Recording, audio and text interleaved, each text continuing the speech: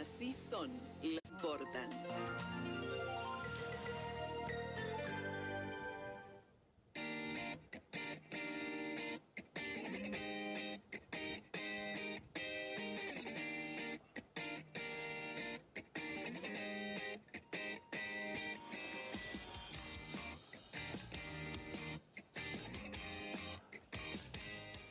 Mediante decreto publicado hoy en el Boletín Oficial, el Gobierno Nacional le cambió el nombre al índice de precios del consumidor.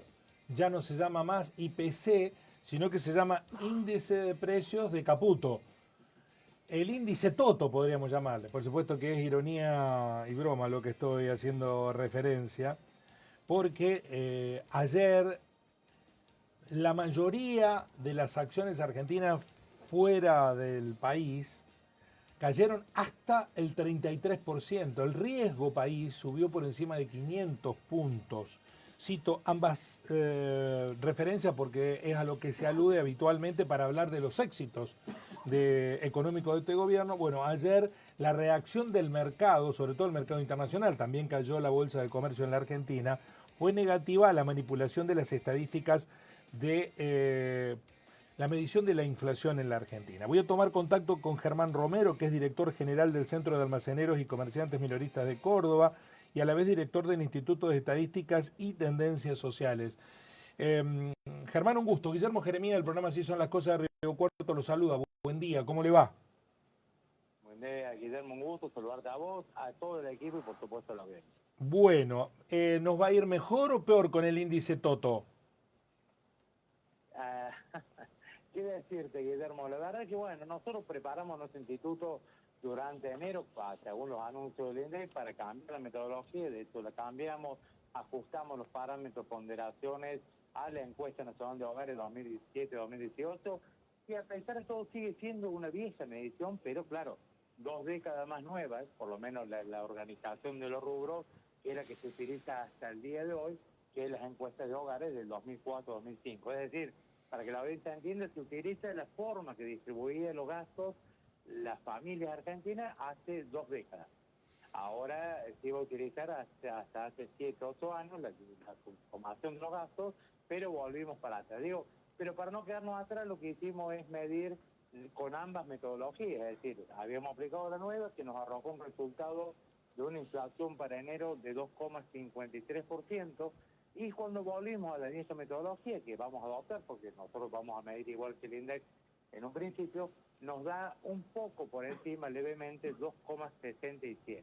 ¿Por qué esto? Porque el rubro que más se incrementó durante el mes de enero fue alimentos y bebidas sin alcohol, un rubro que con la antigua metodología tiene mayor ponderación. Entonces, digamos, dio un poco más arriba. Ahora, en los meses subsiguientes, indefectiblemente, con la quita del subsidio en las tarifas de servicios públicos, indefectiblemente con la nueva metodología, cuya ponderación cambió del 8,7 al 14,3, indefectiblemente con la nueva metodología, ese impacto de los servicios públicos iba a arrojar un resultado mayor, y por eso entendemos que el gobierno hizo marcha atrás, por no decir reculo, respecto a utilizarlo, ¿no? Germán, ¿ustedes van a seguir informando con la metodología que utilice el gobierno en el INDEC o van a brindar los dos datos de aquí en adelante permanentemente? Bueno, Guillermo, hay una decisión de nuestro equipo técnico del instituto en continuar primero midiendo según lo oficial, primero que nada para saber que no se fatigue ningún dato utilizando estos parámetros, porque si no quedaríamos desfasados en información, digo, porque tenemos que explicar por qué la inflación es 5 y no 2,3. Pero a partir de marzo sí vamos a hacer, más allá que los días habituales publiquemos el habitual, valga la redundancia, informe económico y social, vamos a hacer a la vez una estadística no convencional, ponderando ni siquiera como 2017-2018 con la nueva metodología, sino ponderando lo que realmente es. Entonces vamos a desglosar en 2 o 3 categorías.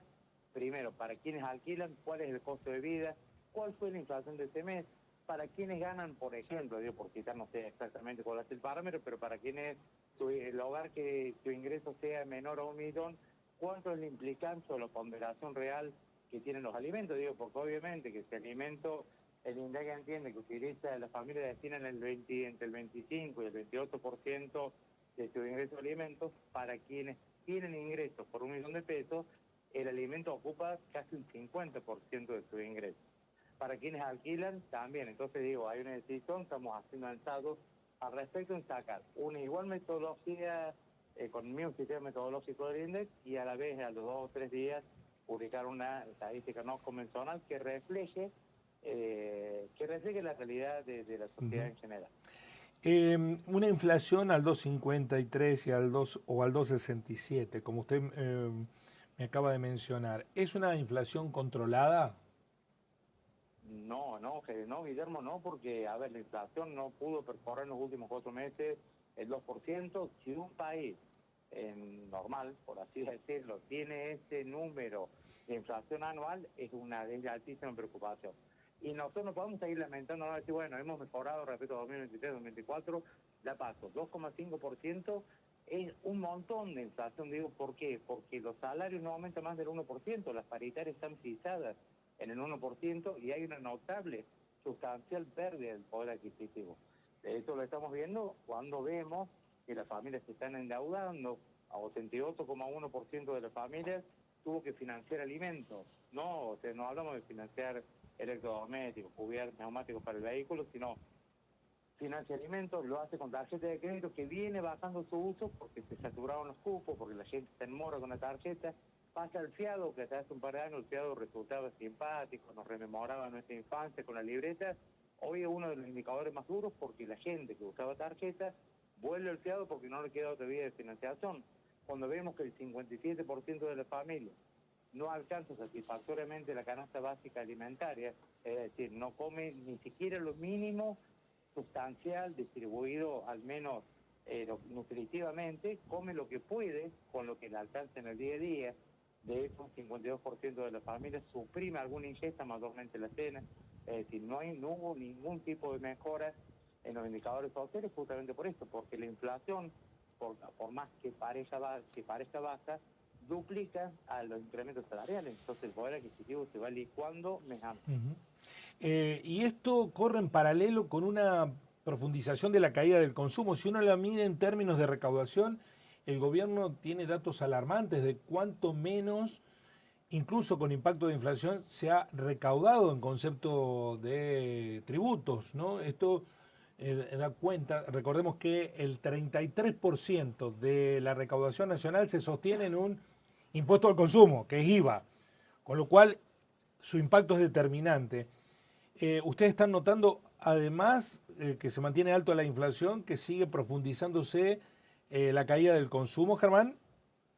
Desde luego que sí, el año 2025 cerró respecto a 2024, que había sido un mal año, un 21,2% menos en volumen, armando en un solo grupo, uniendo en un solo grupo los comercios de proximidad que venden alimentos, esto es, reuniendo la venta en volumen de almacenes, carnicerías, verdulerías, poderías, panaderías y fiambrerías. Enero 2026 comparado con enero 2025, esta venta en volumen cayó 8,2%. Digo, ya hemos dicho que las familias están realmente sufriendo la inclemencia inflacionaria, el ajuste económico, pero también tengo que decir, como representante de un vasto sector del comercio minorista, que estamos en problemas porque los comercios han soportado el 2025, a mitad del año 2025 tenían fe o esperanza o una expectativa de mejoras para fines de año, que no ocurrió, la tenían para el principio de año y ahora sí, lamentablemente no pueden seguir soportando la cuadriplicación de sus costos fijos, la caída de ventas,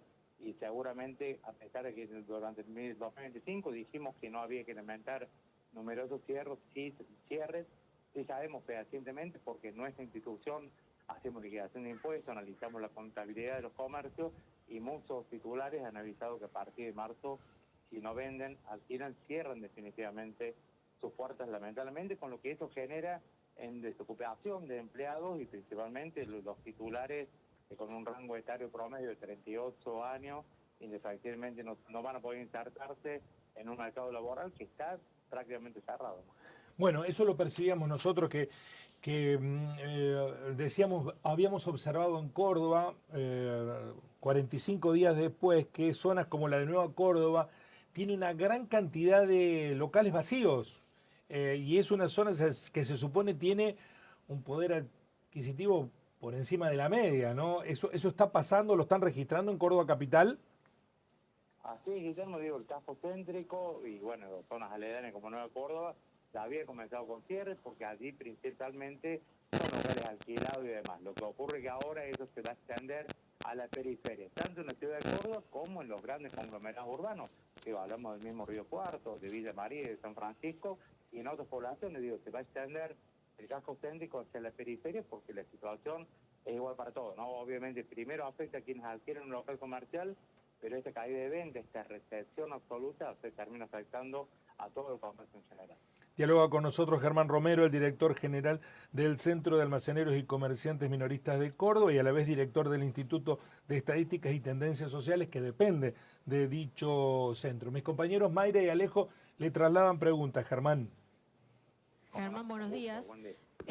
Hay una situación que también se observa aquí en Río Cuarto, que es la apertura por ahí de nuevos kiosquitos, familias que prefieren abrirse un kiosquito, una verdulería, o también muchos jóvenes que emprenden y abren locales, por ejemplo, de ventas de bebidas de todo tipo, de alcohólicas y también de cualquier tipo. Eso también se ve en Córdoba como una nueva salida que por ahí las familias pueden llegar a juntar, las que pueden llegar, o quizás sacan un crédito y si ponen un almacén pequeño, una verdulería para costear el día a día.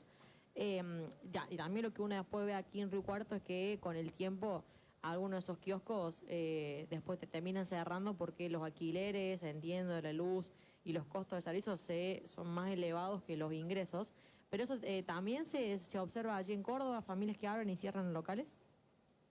Así es, digo, efectivamente es un fenómeno que viene hace tiempo y tiene que ver con que la economía familiar también está indicada. Entonces digo, aquel que ve que su ingreso no alcanza, aquellos los jefes y jefes de familia que tiene riesgo de despido, que tiene riesgo de suspensión o que tiene una operación de suspensión de una planta fabril y demás, ocurre en Córdoba, en los distintos conglomerados urbanos, donde van a familias que abren un garage quizás de manera informal, que nosotros obviamente combatimos, pero termina formalizándose. Ocurre que muchas veces estos comercios no están preparados para ejercer el comercio como tal, terminan cerrando. Digo, eso termina, obvio hay un fenómeno, si vemos el mapa comercial, a pesar de que yo advierto desde nuestra institución que van a cerrar muchos comercios de larga trayectoria, cuando vemos el mapa decimos, bueno, el número es similar. No es similar porque quien cerró sus puertas es un comercio que tiene vasta experiencia, que tiene años de trayectoria, y el que abre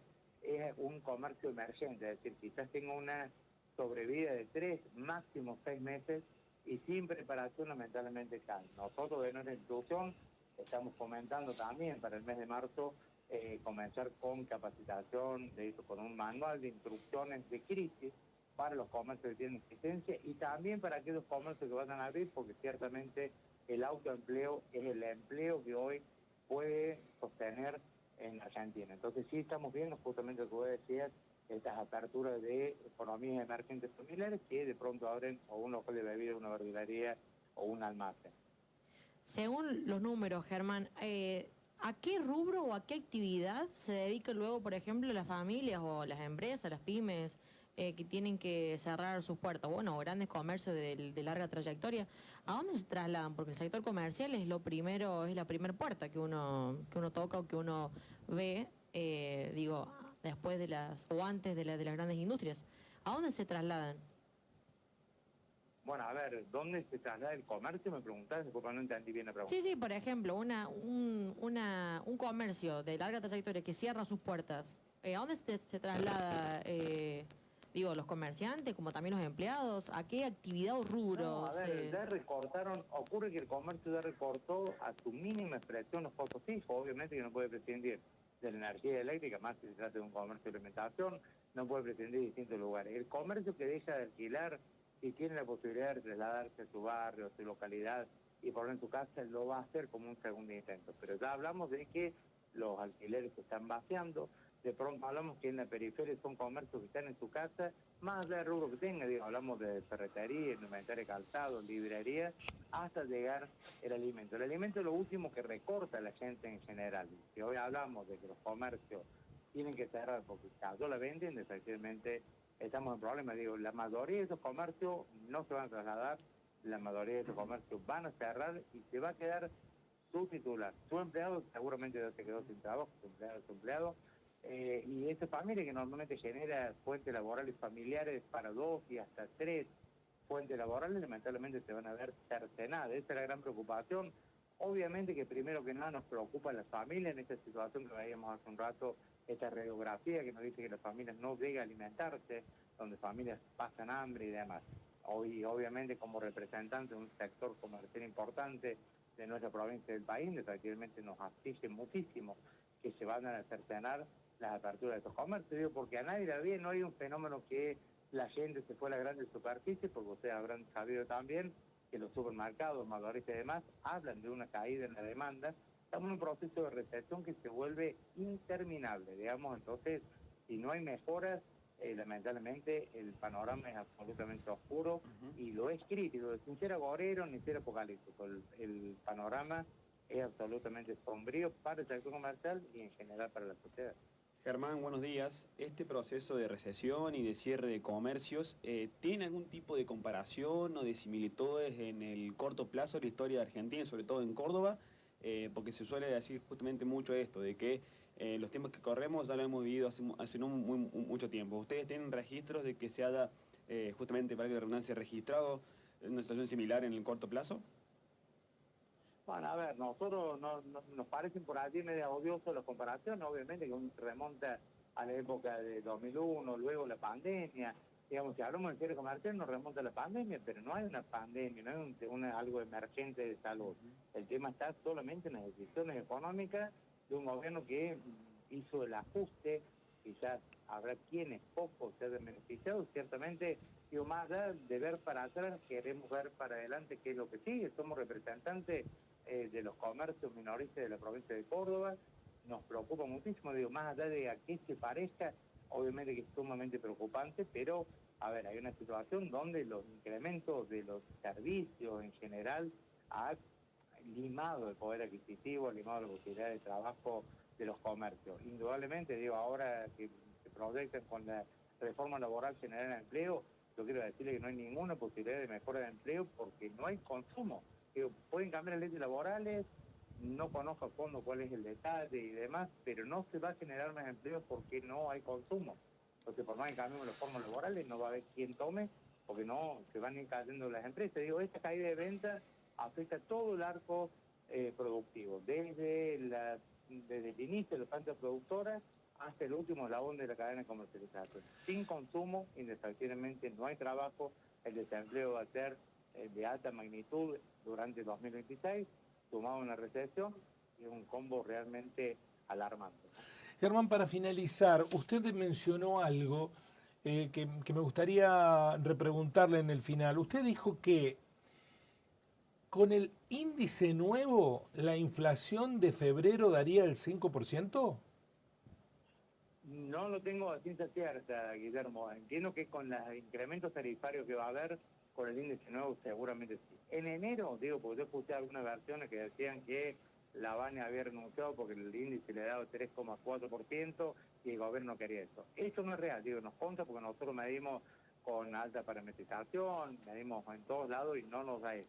Ahora seguramente, si en febrero se aplican los incrementos en las tarifas, es probable que con la nueva metodología y por el impacto y la nueva ponderación que tiene el rubro agua, vivienda, electricidad, gas y otros combustibles, podría tener un impacto cercano a 5. Pero bueno, digamos, son decisiones que han tomado y hay que decir esto no es exclusivo, digo, esta parametrización, ninguno de los gobiernos anteriores, digo, no estoy defendiendo al actual, pero digo, ninguno de los gobiernos anteriores se atrevió a tocar algo tan vetusto, tan obsoleto como eran las encuestas nacionales de hogares del 2004-2005, donde todo cambió en 2 décadas. Entonces, digo, el gobierno tiene responsabilidad, esto que hizo una altísima desprolijidad, pero también los gobiernos anteriores no tocaron los parámetros de medición. Digo, nos debemos como argentinos, hay una deuda enorme. Entonces, hay que decir cuál es la inflación verdadera, cuál es el costo de vida verdadero para la familia. Eso pretendemos poner un poco de claridad, así como nuestro instituto, que